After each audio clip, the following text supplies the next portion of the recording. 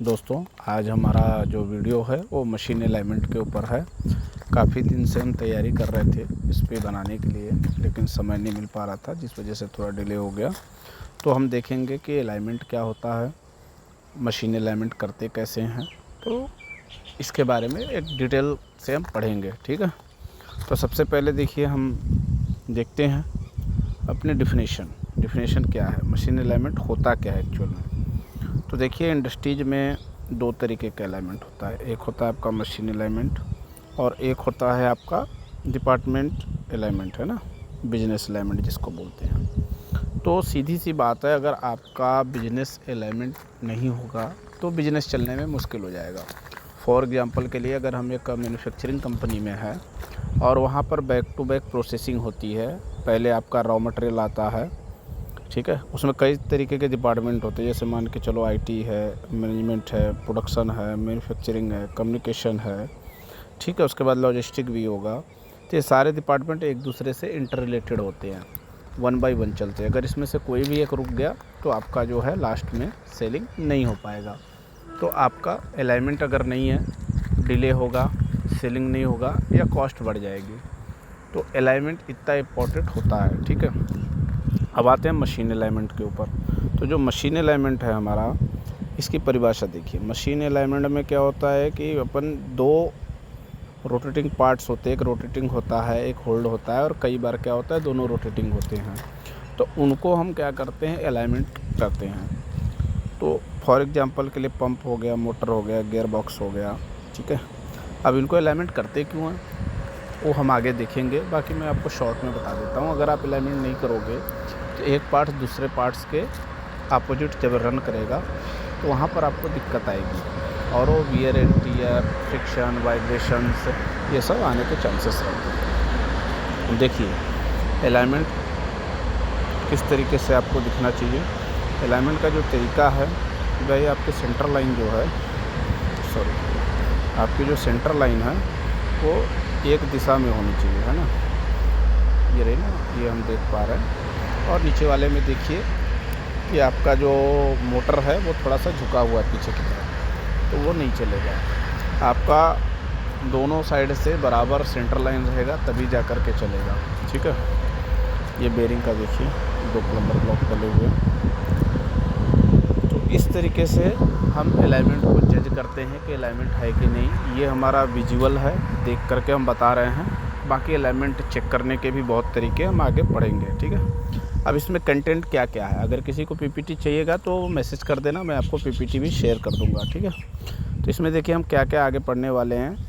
तो हम पढ़ने वाले हैं कि व्हाट इज अलाइनमेंट, अलाइनमेंट क्या होता है, मिस अलाइनमेंट क्या होता है, और मिस अलाइनमेंट से लॉसेस क्या होते हैं, अलाइनमेंट के मेथड्स क्या होते हैं, मिस अलाइनमेंट के सिम्टम्स क्या क्या होते हैं, अलाइनमेंट्स के पहले प्री अलाइनमेंट टूल्स क्या क्या हैं, और उसके बाद इम्पोर्टेंट अलाइनमेंट की इम्पोर्टेंस क्या क्या है वो देखेंगे। ठीक है, तो हम आते हैं सबसे पहला स्टेप्स हमारा अलाइनमेंट। ठीक है, आप इसका स्क्रीनशॉट ले करके इंग्लिश में पढ़ लीजिएगा, और लगे तो हर नोट डाउन भी कर सकते हैं। मैं आपको शॉर्टकट में बताता हूँ, नहीं तो वीडियो हो जाएगी बहुत लंबी। ठीक है, तो हम अलाइनमेंट का मतलब ये होता है कि कोई भी जो मशीन पार्ट्स रोटेटिंग है वो एक दूसरे के साथ में अलाइन होना चाहिए। ठीक है, प्रॉपर एक जो बोलते हैं कि एक रेखा के बीच में होना चाहिए, ताकि उसमें आगे चल कर के कोई friction, wear tear, vibration, energy consumption ये सब नहीं हो। ठीक है, ये देखिए सारे पॉइंट्स लिखे हुए हैं, मैं आपको शॉर्टकट बता रहा हूँ समझने के लिए। ठीक है, जो मेन पार्ट्स हैं। अब देखिए इम्पोर्टेंस ऑफ अलाइनमेंट के इम्पोर्टेंस क्या होते हैं। सबसे पहले जब हम इम्पोर्टेंस जानेंगे जब हमको थोड़ा सा इंटरेस्ट आएगा। ठीक है, और इम्पोर्टेंस क्यों जानना ज़रूरी है कि जब आप फील्ड में जा कर के जब काम करोगे ना, वो काम करते समय अगर आपको कोई प्रॉब्लम आ रही है तब आप देखोगे कि ये प्रॉब्लम किसके उस पर आ रही है। तो अगर वो प्रॉब्लम अलाइनमेंट से रिलेटेड है तो आप आकर के अलाइनमेंट कर लोगे। तो सिम्टम्स पता होने चाहिए। ठीक है, तो सबसे पहला जो है reduce wear and tear reduce करता है। कैसे करता है कि जब आपकी मशीन जो है अलाइन रहेगी तो फ्रिक्शन जनरेट नहीं होगा वहाँ पे, तो वियर एंड टियर नहीं होगा। ठीक है, एग्जांपल के लिए क्या बेरिंग है, सील्स है और कंपोनेंट है इनमें। Minimise vibration. अब जब दोनों चीज़ें अलाइन रहेंगी तो वाइब्रेशन भी नहीं होगा। वाइब्रेशन कब होता है? जब हमारा एक पार्ट्स दूसरे पार्ट्स के अलाइनमेंट में या अलाइन नहीं होता, तो वो दूसरे को रजिस्ट करता है खींचने के लिए, तो वहाँ पे वाइब्रेशन जनरेट होता है। ठीक है। ऑप्टिमाइज परफॉर्मेंस, जब आपका अलाइनमेंट सही रहेगा, वियर एंड टियर होगा नहीं, नॉइज होगी नहीं, वाइब्रेशन होगा नहीं, तो परफॉर्मेंस बढ़ेगी।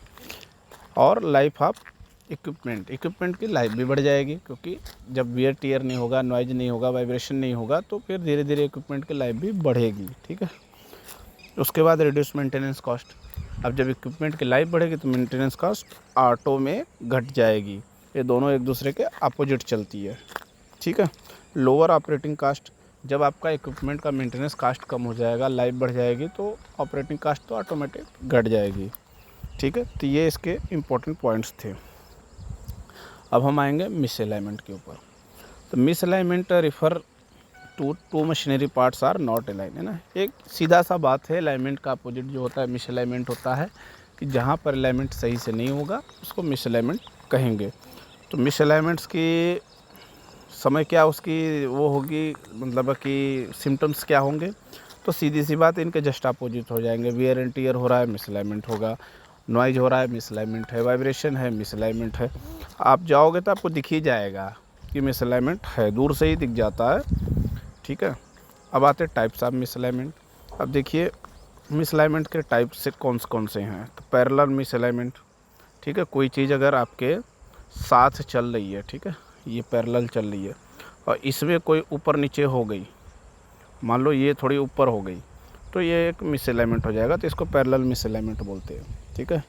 एंगुलर मिसअलाइनमेंट, कई बार क्या होता है, एंगुलर मिसअलाइनमेंट, एक गियर चल रहा है आपका, ठीक है, ये मान लो एक गियर चल रहा है, अब इसी के बेस पे यहाँ पर एक दूसरा गियर चल रहा है, ये दोनों एंगल में लगे हुए हैं, लेकिन जैसे ही थोड़ा बहुत एंगल इनका बिगड़ेगा तो मिसअलाइनमेंट हो जाएगा, एक गियर दूसरे गियर को काटना शुरू कर देगा। ठीक है। और हम चलते हैं आगे। Combine misalignment.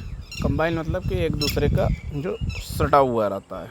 अभी हमारा मान के चलो कि यहाँ पर है कोई कपलिंग है, ठीक है, और इसमें भी एक कपलिंग लगी हुई है, ये भी कपलिंग लगी। अब इस कपलिंग का ये जो बोल्ट है ये लूज हो गया, या फिर एक बोल्ट हमने छोड़ दिया, एक बोल्ट लगा दिया, अब वो धीरे धीरे मिसअलाइन होगा।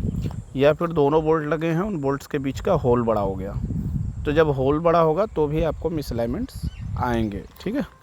अब हॉरिजॉन्टल मिसअलाइनमेंट। हॉरिजॉन्टल मतलब जस्ट अ पैरेलल अलाइनमेंट, जो भी आपके हॉरिजॉन्टल में रहेगा। वर्टिकल अलाइनमेंट मतलब वर्टिकल रहेगा।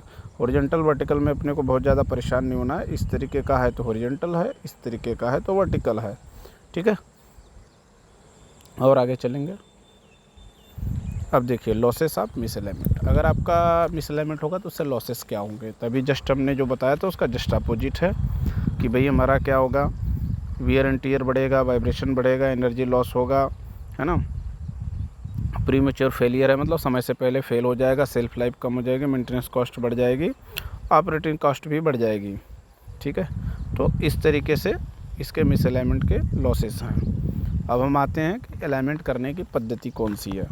तो rim and face alignment, laser alignment, straight angle alignment, gap सेक अलाइनमेंट, जैकिंग अलाइनमेंट, ये हमने 5 पद्धतियाँ वो उठाई हैं जो मैक्सिमम हमारे इंडस्ट्रीज में यूज होती हैं। इसके अलावा भी बहुत सारी हैं, लेकिन अभी हम इन पे ही बात करेंगे, ये थोड़ी सी ज़्यादा चलती हैं अपने यहाँ। ठीक है। तो सबसे पहले हम आते हैं रिम फेस अलाइनमेंट के ऊपर। ठीक है। ये सबसे फेमस चलता है रिम फेस अलाइनमेंट। तो थोड़ी देर के लिए मैं ये रोकता हूँ, आप इसकी स्क्रीनशॉट खींच करके पढ़ लेना। अगर मैं पूरा पढ़ूँगा तो बहुत लंबा वीडियो हो जाएगा, मैं आपको शॉर्टकट में बता देता हूँ कि इसमें होता क्या है। ठीक है। शॉर्टकट नहीं, एक तरीके से फुल ही है, बट रिटन भाषा नहीं है, वो एज एक्सपीरियंस मैं आपको बताता हूँ। इसमें हम क्या करते हैं कि 2 डायल गेज लेते हैं, एक यहाँ लगाते हैं, एक यहाँ लगाते हैं। ठीक है। एक यहाँ लगा है, एक यहाँ लगा है, इसको हम फेस मान लेते हैं। तो जब भी अलाइनमेंट करेंगे तो हमको मैक्सिमम ये याद रखना है कि मोटर को हमको अलाइन करना है पंप के रेफरेंस में। किसको अलाइन करना है? मोटर को अलाइन करना है पंप के रेफरेंस से। क्यों? क्योंकि घुमाता कौन है? मोटर। ड्राइवर कौन है? मोटर। ये जैसा जैसा घूमेगा ये वैसा वैसा घूमेगा, ये इसको नहीं घुमाता है। थोड़ी ज़्यादा पेंटिंग हो गई, तो देखना है आपको कि भाई अलाइनमेंट करना किसको, जो ड्राइवर कौन है, ड्राइवर मोटर है। तो मोटर को अगर हम सही कर देंगे तो ऑटोमेटिक पंप को कर लेगा। तो किसी भी ना किसी एक को हमको फेस मानना पड़ेगा, ठीक है, कि जो हमारा मेन रहेगा, फिर उसके हिसाब से हम घुमाते चले जाएंगे, ठीक है। तो अब देखिए इन्होंने क्या किया है, यहाँ से एक स्टैंड लिया, यहाँ लगा दिया डायल गेज, इस डायल गेज का एक फेस लगा दिया इसके ऊपर, ठीक है।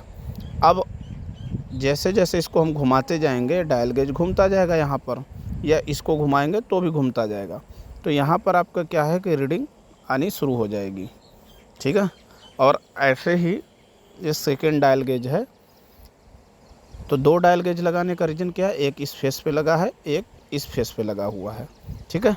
तो दोनों फेस की एंगल को पता चल रहा है, क्योंकि क्या होगा अगर आपका अलाइनमेंट वर्टिकल सही हो गया और हॉरिजॉन्टल सही नहीं है तो भी प्रॉब्लम्स आएंगी। इसलिए आपको वर्टिकल और हॉरिजॉन्टल दोनों में सही करना है। अब हम यहाँ घुमाते जाते हैं, रीडिंग लेते हैं, और इस पे जो रीडिंग ली जाती है लगभग 3 पॉइंट पे या 4 पॉइंट पे आप ले सकते हो। तो हम जो लेते हैं मैक्सिमम यहाँ एक यहाँ लेते हैं, एक यहाँ लेते हैं, एक यहाँ लेते हैं, एक यहाँ लेते हैं, ठीक है। अब जो रीडिंग है आपकी आ रही है, ये मोटर्स के किलोवाट्स के ऊपर होती है, ठीक है। उसके हिसाब से जितनी बड़ी मोटर है या जितनी बड़ी कपलिंग है हम ले करके चल सकते हैं। जितना अच्छा अलाइनमेंट होगा उतना अच्छा चलेगा ये। तो अलाइनमेंट कम से कम आना चाहिए, अलाइनमेंट की रीडिंग कम से कम आनी चाहिए, पहली चीज़। दूसरी चीज़ ये है